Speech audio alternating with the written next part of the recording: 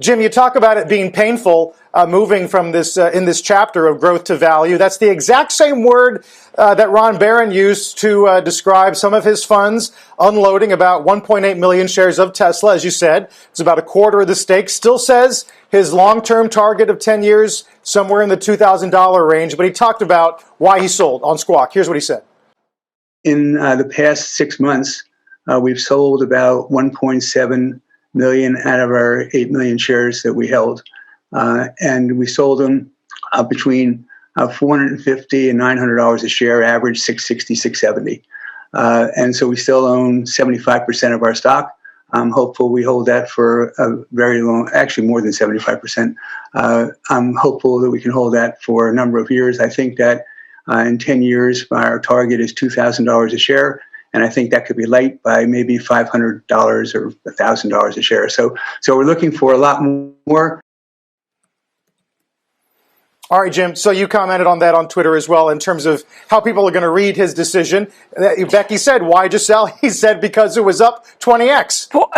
Look, he's a portfolio manager. He's not someone who comes in and says, I have to have 100% Tesla because this is my favorite stock. He's been right all along, okay? And because he's been right, he did not want to be the Tesla fund. David, you've talked to a lot of managers who own stocks that just kept going up and up and up. And if they don't scale back, then all they are this one stock. Right. And that is irresponsible. Totally. He loves Tesla. There's no doubt. No doubt. No doubt. You mentioned portfolio management. Remember, we talked a lot about that around Melvin.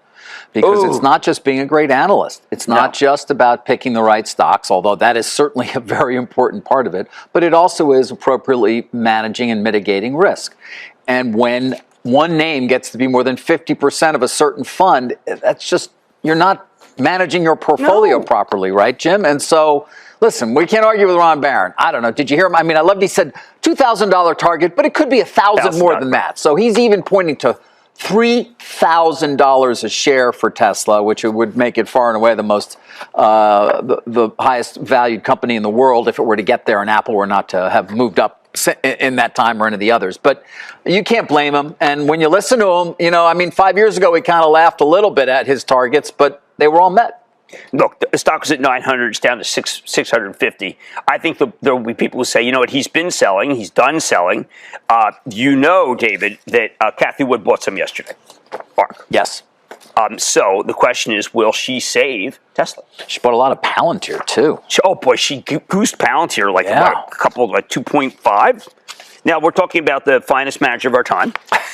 What are you laughing about? What time is that? Is that 4 o'clock yesterday? It's 9:06. 9:06. Okay, that's the time. But she bought 23,000 shares of Tesla. So will she stop the decline in Tesla, David? 23,000 shares? I don't know if that's going to do it. Well, because she should step up to the plate. 2 million shares of Palantir. 2.6 million, Dave. You're missing the other buy. Oh, I must have missed the other buy. Thank you. Yeah, I see that. Yeah. That's right. Another 670,000.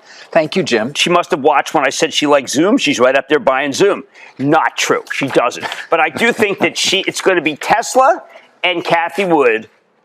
And if they hold the line, then even Mike Novogratz, who was in my Twitter feed saying, this is it. Hold the line.